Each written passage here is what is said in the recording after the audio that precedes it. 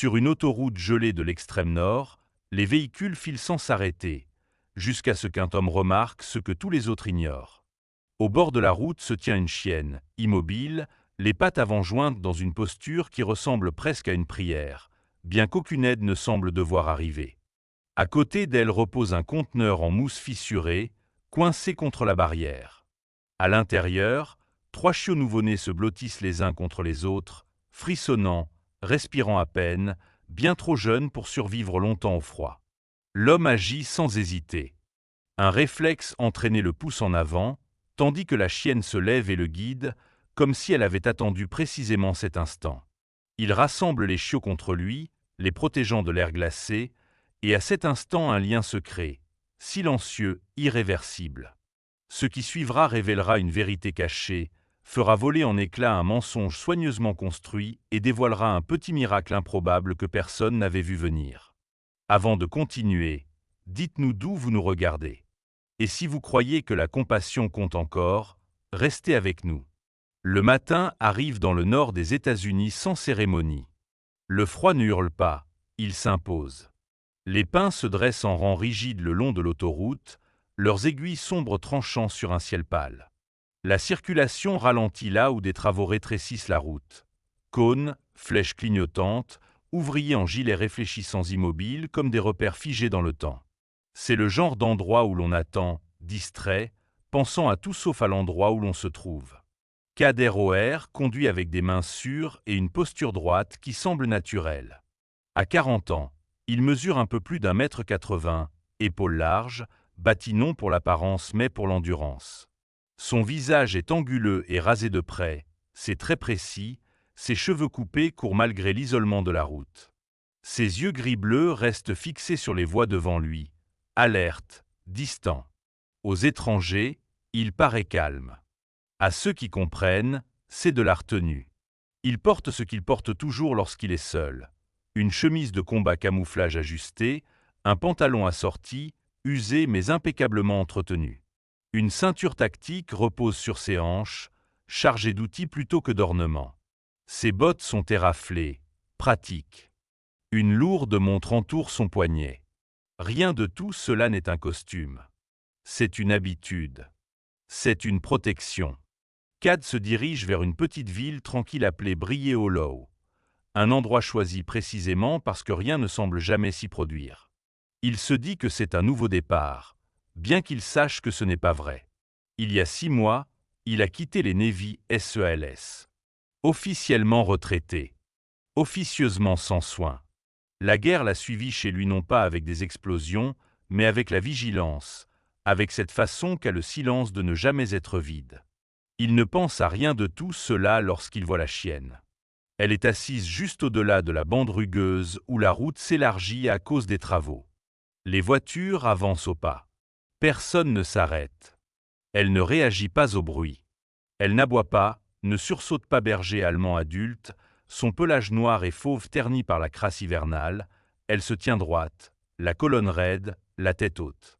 Ses pattes sont jointes non par dressage, mais par épuisement.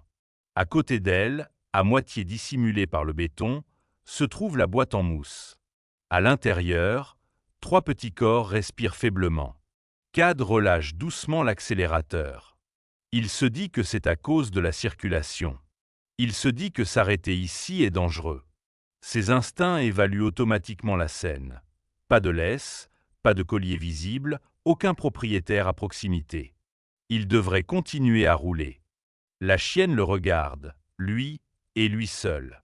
Ses yeux sont ambrés, calmes, troublants par leur sérénité. Pas de panique, pas de désespoir. Juste de la détermination. Celle que Cad a déjà vue sur des visages où toutes les autres options ont disparu. Il passe son chemin. 30 mètres plus loin, sa poitrine se serre. Il vérifie le rétroviseur. La chienne n'a pas bougé. Elle fait toujours face à la route, le regard fixé sur l'endroit où son camion se trouvait. Il jure, se gare sur le bas-côté et coupe le moteur. Le froid le frappe immédiatement lorsqu'il descend. Il s'approche lentement, posture détendue, mains bien visibles. La chienne le suit du regard sans montrer d'agressivité. De près, Il voit combien elle est maigre sous son épais pelage, comment ses pattes tremblent. Une marque cicatrisée encercle son cou, la trace d'une entrave serrée trop fort, trop longtemps. « Tu as fait ça exprès », murmure Cad, sans accusation, simplement en reconnaissant la vérité. Il soulève le bord de la boîte en mousse. Les chiots sont incroyablement petits, les yeux à peine ouverts, le pelage doux et inégal. Ils gémissent faiblement, puis se serrent encore davantage les uns contre les autres. Cad enlève sa veste et enveloppe la boîte, emprisonnant la chaleur. Il la soulève avec précaution. La chienne se lève aussitôt, recule pour lui laisser de l'espace, puis le suit sans hésiter. Elle saute sur la banquette arrière et s'assoit droite, calme, comme si cette issue n'avait jamais fait le moindre doute. En reprenant la route, Cad remarque une médaille rouillée suspendue à un collier de cuir usé autour de son cou. Une seule lettre reste visible. Un L. Ou peut-être un I. Un début, pas un nom. Dans la maison louée au bord de la forêt, Cad pose la boîte près du chauffage. Les chiots remuent, emplissant la cuisine silencieuse de son fragile. La chienne se tient juste à l'intérieur de la porte, observant. « Tu peux rester », dit Cad, se surprenant lui-même. Pour l'instant. Elle entre complètement et se roule autour de la boîte. Ce n'est qu'alors que sa respiration ralentit, que la tension s'échappe centimètre par centimètre. Cad s'affale sur une chaise, l'épuisement l'envahissant profondément. Dehors, le vent traverse les aiguilles de pin. Dedans, 4 vies respirent ensemble. Il ne connaît pas encore son nom. Il ne sait pas pourquoi cette lettre rouillée lui semble être un avertissement. Il sait seulement que quelque chose a brisé l'engourdissement, discrètement, avec insistance. Et il soupçonne que c'est ainsi que commencent toutes les choses importantes. Au fil des jours suivants, un rythme s'installe. Les repas, le nettoyage, de courtes promenades. Vespé, car c'est ainsi que Cad la nomme, sans vraiment savoir pourquoi, s'adapte rapidement. Elle apprend les sons de la maison, se place là où elle peut voir à la fois Cad et la porte, observe sans intervenir. À la clinique vétérinaire, la docteure Hélène Mercé examine les chiots puis Vespé. Lorsqu'elle voit la marque autour du cou de Vespé, son expression se durcit. Quelqu'un est venu chercher un berger allemand et 3 chiots la semaine dernière, dit-elle. Une femme âgée, très inquiète. Quelque chose bouge au fond de Cad. 3 jours plus tard, on frappe à la porte. La femme sur le perron a plus de 70 ans, petite mais intacte, les cheveux argentés soigneusement relevés. Son manteau est boutonné jusqu'au cou, ses mains sont nues malgré le froid. Elle ne se présente pas. Elle demande seulement, doucement, « Sont-ils en vie ?» Lorsque Cad acquiesce, le soulagement la traverse si vite qu'il semble presque la vider de ses forces. Elle s'appelle Éloin Hart. Elle s'agenouille, laisse Vespé s'approcher à son rythme. Vespé renifle sa main, puis pose son museau. La respiration d'Éloin tremble, mais elle ne tend pas la main vers les chiots. Être près d'eux suffit. Son histoire vient lentement. Une terre détenue depuis des générations, des pressions pour vendre, un fils qui ne voit de valeur que dans le profit. Les chiens ont été emmenés pendant son absence. Elle a cherché partout. Elle pensait être arrivée trop tard. « J'aimerais les ramener chez moi, » dit-elle enfin, « si vous me le permettez. » Cad ne répond pas immédiatement. « Je n'en sais pas encore assez, » dit-il. « Sur ce qui s'est passé, ou sur ce qui pourrait se reproduire. » Éloin hoche la tête. Elle s'y attendait. Ils conviennent qu'elle viendra rendre visite, aider, attendre. Avant de partir, elle dit doucement « Mon fils n'aime pas perdre. » L'avertissement arrive le jour même. Un numéro masqué, une voix calme demandant à Cad de s'éloigner. Il n'a pas besoin de traduction. Vespé sent le changement instantanément, se plaçant près de la porte, alerte et immobile. La ligne est tracée. Ce qui suit n'est pas spectaculaire comme dans les films. C'est patient. Méthodique. Cad remonte des registres, des noms, des sociétés écrans. Northbridge Holdings apparaît encore et encore.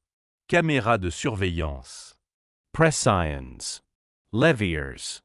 Lorsque Darren Hart arrive, poli, sûr de lui, exigeant de récupérer les chiens, Vespé se place entre lui et la maison.